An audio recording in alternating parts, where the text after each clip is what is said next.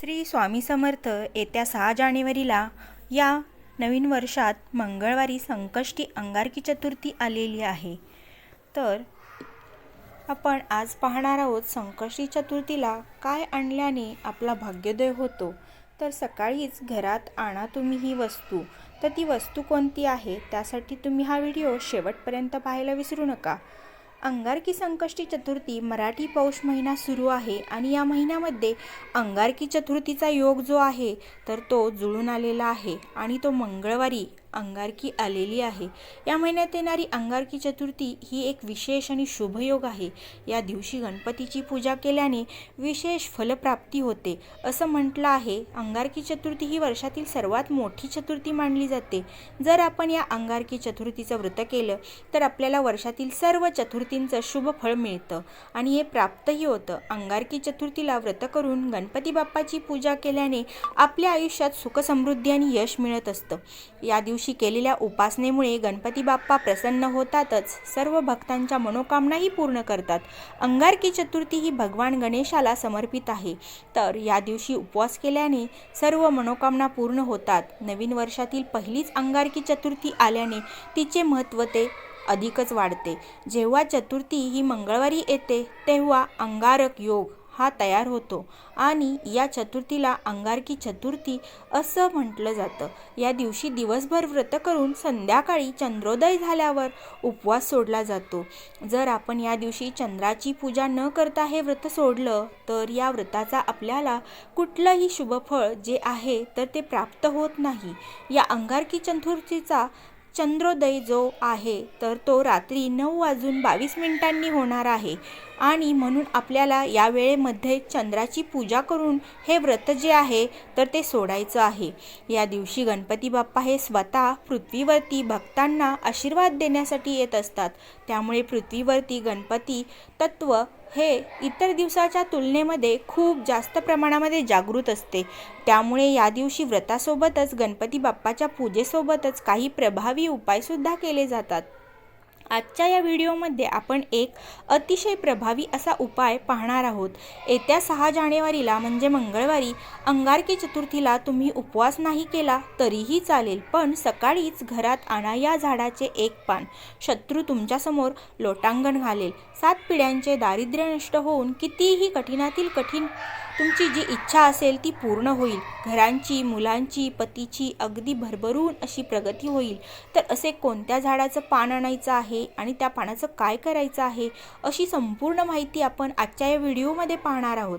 त्यामुळे तुम्ही हा व्हिडिओ शेवटपर्यंत नक्की पहा आणि आपल्या या चॅनलवरती तुम्ही नवीन असाल तर सबस्क्राईब करायला आणि व्हिडिओला एक लाईक करायला विसरू नका। कमेंट बॉक्समध्ये तुम्ही श्री स्वामी समर्थ व त्याचबरोबर श्री गणेशाय नमः किंवा श्री गणेशाय नमः असं श्री जय श्री गणेश असं नक्की लिहा। तर हा उपाय आपल्याला मंगळवारी अंगारकी चतुर्थीच्या दिवशी करायचा आहे।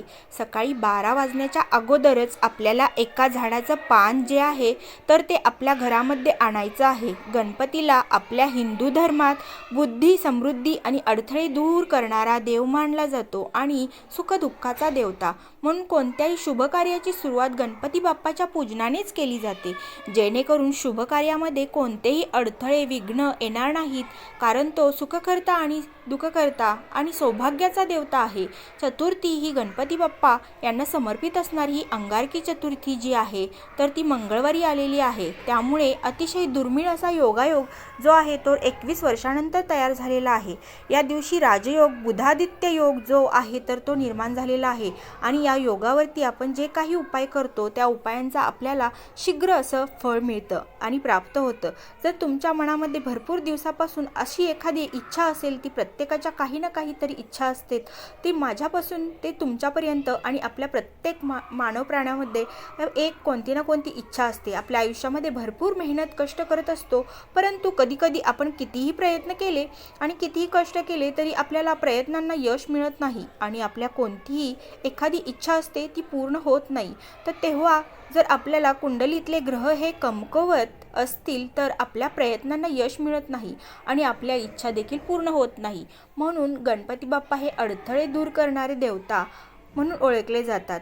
तो भौतिक आणि आध्यात्मिक दोन्ही पातळ्यांवरील संकटे दूर करत असतात. म्हणून आपण हा उपाय जर केला तर आपल्या सर्व इच्छा मनोकामना ह्या पूर्ण होतील. तसेच तुमच्या आयुष्यामध्ये एखादा शत्रू असेल, शत्रू हा तुमचा गुपित असेल किंवा शत्रूचं नाव तुम्हाला माहीत आहे किंवा नाही.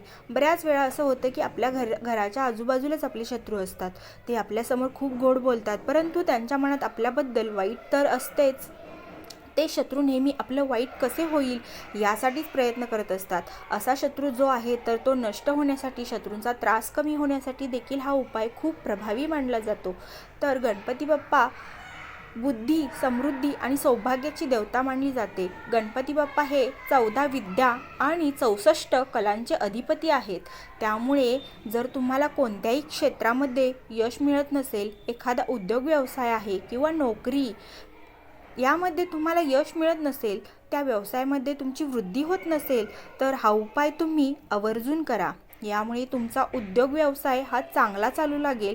तुमच्या घरामध्ये ज्या काही अडचणी असतील, संकट असतील, मुलांची प्रगती होत नसेल, एखाद्याचं लग्न ठरत नसेल, अशा प्रत्येक कुटुंबातील प्रगती होत नाही असं काही जाणवत असेल आपल्याला, तर घरामध्ये सतत पैशाच्या आर्थिक अडचणी असतील आणि घरामध्ये कोणतेही शुभकार्य हे निर्विघ्नपणे पार पडत नसेल, तर तुम्ही हा एक उपाय जो आहे तर तो अंगारकी चतुर्थीला आवर्जून करा. अतिशय प्रभावी अशी सात्विक उपाय आहे हा. तर हा उपाय केल्याने तुमच्या जीवनातील सर्व समस्या ह्या 100% दूर होतील.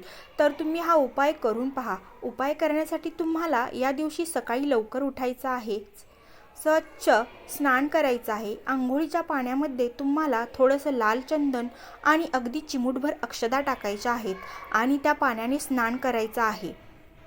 कारण हा दिवस अतिशय पवित्र असतो.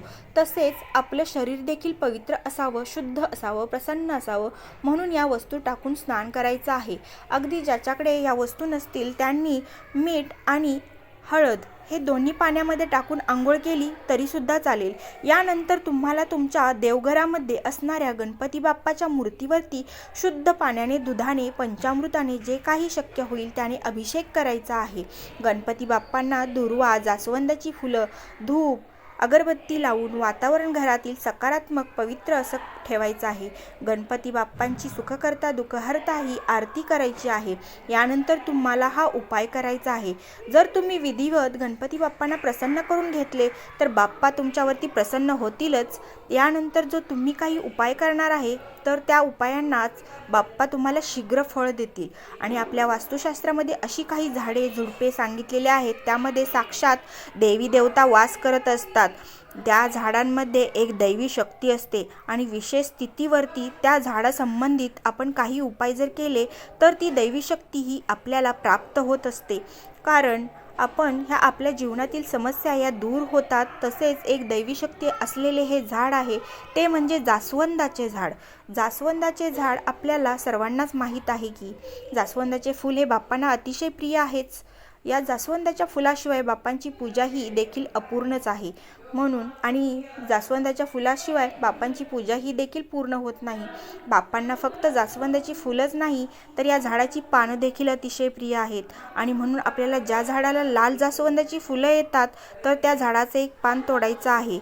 पान घेताना चांगलं घ्यायचं आहे, ज्याला देठ असेल, कुठेही फाटलेलं नसेल असं चांगलं एक पान तुम्हाला घ्यायचं आहे. आणि त्या पानासोबतच तुम्हाला त्या झाडाची एक छोटी काडीसुद्धा घ्यायची आहे. त्यानंतर हे पान आपल्या देवघरामध्ये आणायचं आहे, स्वच्छ धुवून काढायचं आहे, देवघरासमोर बसायचं आहे.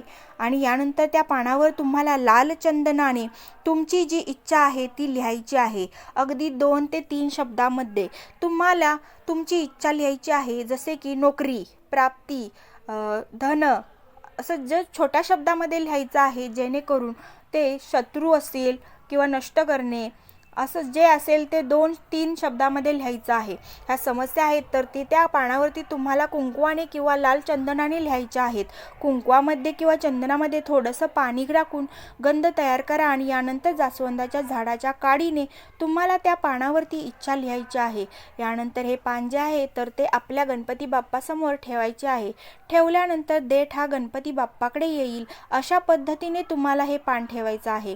यानंतर या पानावर तुम्हाला 21 दुर्वा ह्या बाप्पांना अर्पण करायचे आहेत. 1 लाल जास्वंदाचं फूल अर्पण करायचं आहे. 11 अखंड तांदूळ घ्यायचे आहेत. कुठेही तुटलेले फुटलेले नसावे. 11 तांदूळ तुम्हाला घ्यायचे आहेत आणि ते बाप्पासमोर ठेवायचे आहेत. हळद आणि कुंकू लावून लाल पिवळ्या अक्षदा तयार करायच्या आहेत. या अक्षदा आपल्या उजव्या हातामध्ये घ्यायच्या आहेत आणि 16 वेळा तुम्हाला ओम श्रीं विघ्नहर्ताय नमः, ओम श्रीं विघ्नहर्ताय नमः हा मंत्र म्हणायचा आहे. आणि या अक्षता तुम्हाला या जास्वंदाच्या पानावरती बाप्पासमोर अर्पण करायच्या आहेत. यानंतर बाप्पांना हळद कुंकू अक्षदा अर्पण करायच्या आहेत. धूप दीप अगरबत्ती ओवाळून घ्यायच्या आहेत आणि तिथेच बाप्पासमोर बसून तुम्हाला 3 वेळा गणपती अथर्वशीर्ष पठण करायचं आहे आणि 1 वेळा गणपती बाप्पाचं संकटनाशक स्तोत्र आहे ते पठण करायचं. यानंतर दोन्ही हात जोडून आपली इच्छा ही मनोकामना व्यक्त करायची आहेत आणि संपूर्ण दिवसभर हे पान बाप्पासमोरच ठेवायचं आहे. एक तुपाचा किंवा तेलाचा दिवा देखील तुम्ही संध्याकाळपर्यंत चालू ठेवायचा. यानंतर सायंकाळी 4 वाजल्यानंतर काय करायचं आहे, हे पान जे आहे ते बाप्पासमोरून उचलून घ्यायचं आहे. त्या पानावर अर्पण केलेल्या 11 तांदूळ, दुर्वा, जास्वंदाचं फूल जे आहे ते तर तुम्हाला पानामध्ये बांधून एका धाग्याने पॅक करायचं आहे आणि यानंतर हे पान घेऊन तुम्हाला तुमच्या घराजवळ जिथे कुठे गणपती बाप्पाचं मंदिर असेल तर तिथे जायचं आहे आणि हे तुम्हाला बाप्पाच्या चरणी अर्पण करायचं आहे आणि पुन्हा एकदा आपली इच्छित मनोकामना व्यक्त करण्यासाठी प्रार्थना करायची आहे. अशा पद्धतीने हा तुम्हाला उपाय जो आहे तर तो अंगारकी चतुर्थीला करायचा आहे. अतिशय प्रभावी असा हा उपाय आहे. तुम्ही नक्की करून पहा. तर तुम्हाला ह्या उपाय केल्याने तुमच्या सर्व इच्छा मनोकामना पूर्ण होतील आणि आयुष्यातील सर्व समस्या या दूर होतील. आणि तुम्हाला हा व्हिडिओ आवडला असेल, अतिशय महत्त्वपूर्ण माहिती मी तुम्हाला तुमच्यापर्यंत पोहोचवण्याचा प्रयत्न केलेला आहे. तर तुम्ही ही माहिती आवडली असेल आणि चॅनेलवरती तुम्ही नवीन असाल तर सबस्क्राईब करायला आणि एक लाईक करायला विसरू नका. आम्हाला असंच प्रोत्साहित करण्यासाठी तुम्ही श्री स्वामी समर्थ कमेंट बॉक्समध्ये कमेंट नक्की करा. श्री गणेशाय नमः.